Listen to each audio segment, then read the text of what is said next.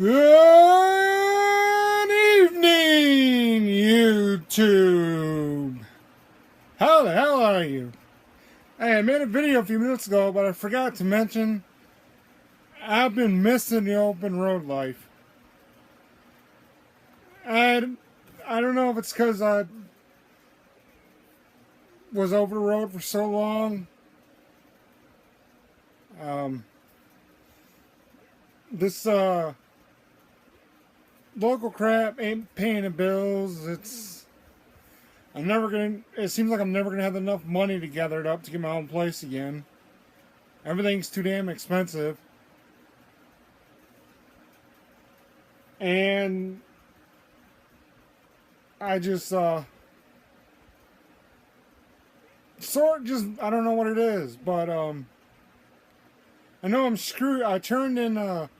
I went to one of those websites and filled out a basic application, and they shoot it out to hundreds of companies.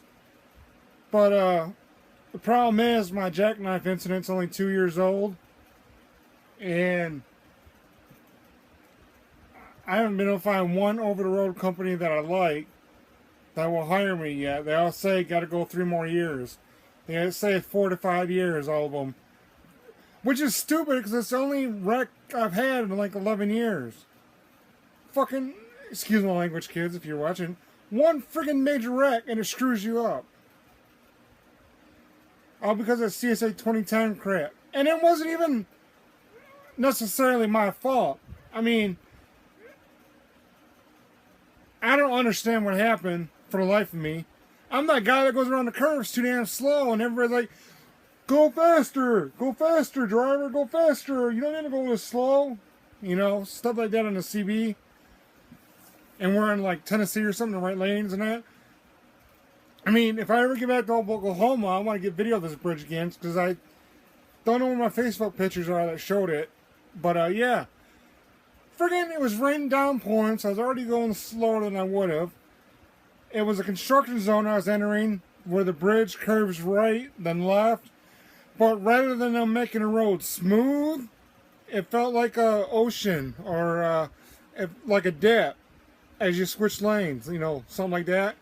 So when you go over, you go. And so when I entered the work zone, I went to the right and then back left a little bit as I moved over. But then I went back left and the road swung back over and went straight. And somewhere between the transitioning from one lane to the other lane shift, when it tilted me to the left and went straight, my truck veered off and went to the median. And I can't explain it. I was only doing 40, 45 at the most. I was going way slower than I need to be. And that was a 14-foot trailer, and it was only a 4,000-pound load. So I know I was going even slower, extra slower on curves and downpour rain, and on a crappy construction bridge.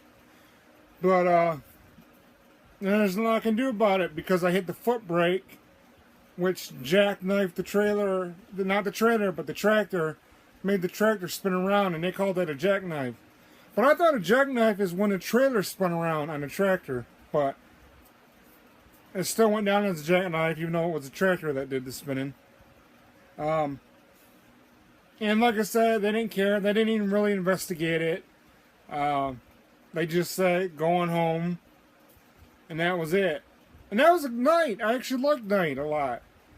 I mean, if I can get my diabetes under control and I could get an over-the-road company, I'm really wishing I could go back to night, but they probably won't rehire me over one incident with them and stuff. So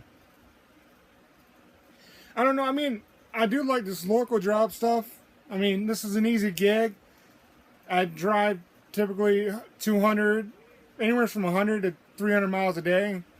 Mostly it's 150, 200 miles a day. And there's a lot of sitting, not doing nothing, and I'm getting paid by the hour for it. And there's a lot of cool cats to work with. And, but it's just the crappy equipment. And I know, I mean, if I get my diabetes under control and stop having issues while I'm at work and stick it up for 5 more years, maybe I'll get lucky and get one of their new trucks, but I don't know. I mean, yeah, I only got one way station to worry about, but I got cops. I got to worry about cops more often locally than I did over the road because they're all over the place. I'm in the cities all the time, and I'm driving heavy loads. And this company has like a B for maintenance. We're in the high risk category where DOT is always looking at our trucks and trailers because we got mechanics that don't either are unable to or don't care, or I don't know what the deal is, but they don't like to do repair work. I mean, I wrote stuff up a dozen times and it still hasn't been repaired. And they just laugh pretty much. But yeah, I get in trouble because I didn't write up reflective tape, even though there's nothing wrong with it. But anyways, I don't want to get into that because that's in the past. And I'm trying to stay positive. I don't know how I'm doing that, but I'm trying. Negativity just wants to come out, and that depression wants to sink down, but I'm still fighting. I don't know what I'm fighting for, but I'm fighting to keep positive. Sucks as hell! But yeah, anyways, I just want to make this video about, I'm trying to see if I can find a company that will hire me with, just a one. I know it's sort of major because the word Jackknife. If they would have just said an accident, which is what it was, if they would have said what really happened is going through a construction zone and heavy rain pour, super light load, a 14-foot trailer that I did not want to haul in the first place. I mean, it's just because I was paranoid about finding a low bridge or something, because I took it from Indiana, because some other idiot that didn't care about the rules and laws took it beyond the Mississippi River to the east side of the Mississippi River. And so I got stuck taking it back to the west coast. And I was stressing out the whole way there that I'm going to forget about the 14 foot instead of a 13.6. Even though I adjusted my GPS to say 14 feet, but I just worried it was going to slip my mind and stuff. So, I don't know what happened. I mean, I don't know if I still have the photos anymore. I don't know if they're hidden on my Facebook or if I can find them or what. But if I can, I might add them into this video. But I just really miss Night Train. I mean, they were a really good company. Out of USA Truck, Celadon, Warner. Yeah, USA, Celadon, Warner, and Night Transportation. I found Night Transportation to be my favorite company of all. I was actually making decent money with them. Yeah, I mean, it was good company. They had terminals all over the place, so it was really easy usually to find parking either at the terminal.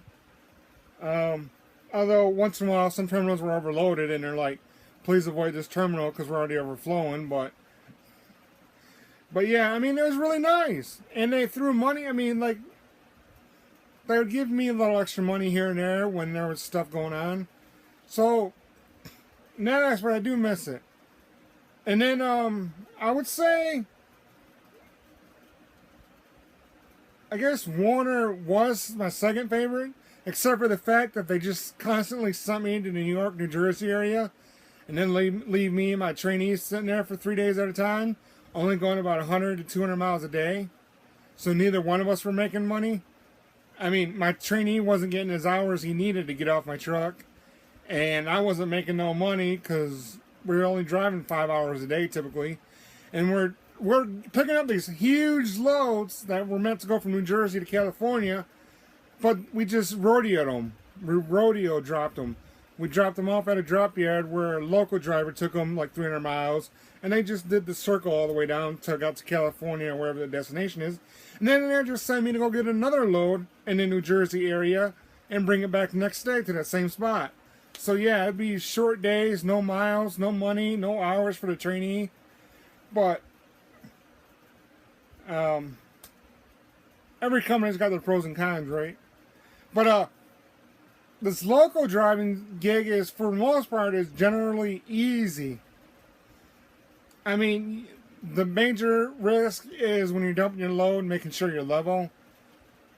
That's like the hugest obstacle to always be on guard for, because anything can happen. That cylinder could break, your dump pins could break, your dump axle could break, your dump suspension could break, and a huge gust of wind could just come at the right time, and anyone and the ground below it could just somehow give out. Maybe if it's not hard enough, and so there's a lot of risk factors when you're dumping. Now, I've been lucky for almost 2 years. I've had no incidences. But I know there's been like 5 or 6 tip overs this year alone, between the companies, the sister companies, and all that good stuff. And I've seen a few of them, but I didn't have no camera rolling. And I mean, sometimes I look at trailers and they look like they're leaning, but drivers dump and pull out and no issues. So it's confusing because, like, isn't that too risky? But they're still dumping, and nothing happens. And I don't know, but oh yeah, shoot, I forgot what I was gonna say now. But yeah, if I can get my diabetes under control, I'm hoping by the time I do that, I have a company that will take me on and disregard my Jackknife bullcrap. I mean, yeah, I'm the driver and I lost traction. But the cop that showed up in the scene and gave me a BS ticket, saying that he had to give everybody that goes off the road a ticket, which I know is bullcrap, because if I would have been a chick with like some nice tatas, he probably wouldn't have gave me a ticket. Maybe I should have put a blonde wig on and go, "I'm sorry, officer. I didn't mean to do that, baby. Oh, I'm sorry, officer. Did you want to go to a private room?" No. But, yeah, like I said, he cost me $350 ticket. I barely got it paid off in time. I wanted to fight it, but I couldn't find a lawyer that would do payment arrangements with me. They wanted like $3,000 up front and stuff. So yeah, I got hoping to find a decent. I want to go to Raven. That's the next company I really want to try, but I'm pretty sure they're going to be the same thing. They're going to say like 4 to 5 years got to go by before they can talk to me. So I mean, but I can't. 3 more years down. I'm 36. 3 more years. I'm 39 years old. I'm getting old in this business. I've been doing it for almost, in 3 more years. That'll be 18 years. I think I've been doing the crap. 17, 18, 2001. Yeah, that'll be 18 years of driving a truck. Yeah, like I said, I mean, this local stuff is good, but it doesn't pay enough. I mean, and I mean, to get a place, I'm gonna literally have to be broke every friggin' month. I mean, whether it's renting a place or whether I find a way to purchase a place, friggin' typical rent near where I want to live, close to my job, is at least $1,000 to $1,800 a month just to rent a place. And I don't want to get a dinky apartment where they cost $800, but you don't got nothing. You just got a tiny cardboard room, pretty much. You know, paper thin walls, a tiny bathroom, and a tiny bedroom, and a tiny living room, and a tinier kitchen. You can't move around and do crap and throw parties in, and you can't listen to your movies or your music as loud as you want because the paper thin walls. Oh, did I just do that on camera? Sorry, that was bad of me. So yeah, I'm like, but if I'm really learning how to save money, and if I really learn how to manage my life a little bit better, even to stay positive, even though my negativity says no, don't bother trying, I figure if I go back on the road, I can bank some money, because then the only bill I have is the phone bill, because I wouldn't be living here anymore. And I just bank all that money that I'm spending for electricity and cable here at the in-laws' house, and whatever other money when I do have, try to pay. And I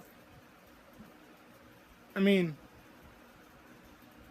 because I think I would run a lot better next time out if I'm more in shape, because I did not know that I was killing myself, and I was making myself tired day in and day out from all that pop I was drinking, all that sugar, all that candy, all that McDonald's and all those Wendy's and all those Burger King and all, I mean, I knew it wasn't healthy for me, but I didn't realize how badly it was contributing to my fatigueness, and more days I'd wake up and 2 hours later I had to go back to bed. And being a local driver, I don't have that option. I mean, yeah, there was a while, there's been several days where I've been extremely tired, but I made myself push through for the full shift, which is typically anywhere from 10 hours to 16 hours days. Once in a while, 18-hour days. So yeah, I mean, hopefully by the time I can find a company that I like and will hire me to go back over the road, I will. And maybe in my spare time, I'll make my computer business, the one that doesn't really make any money yet because I don't have a place. I'm gonna maybe when I have days off or something, I'll try to like have a portable repair shop set up, so drivers, need a quick fix on their computer or laptop, get viruses off. Maybe I can do something like that to incorporate money, and then I can keep bringing more videos and more scenery stuff, and maybe I'll catch something cool worth watching. The American dream now is to find a cool video on YouTube that everybody likes. Alright, thanks again. Holy crap! 17 minutes to get on here and tell you about putting applications in for over the road job. Wow. Alright, peace!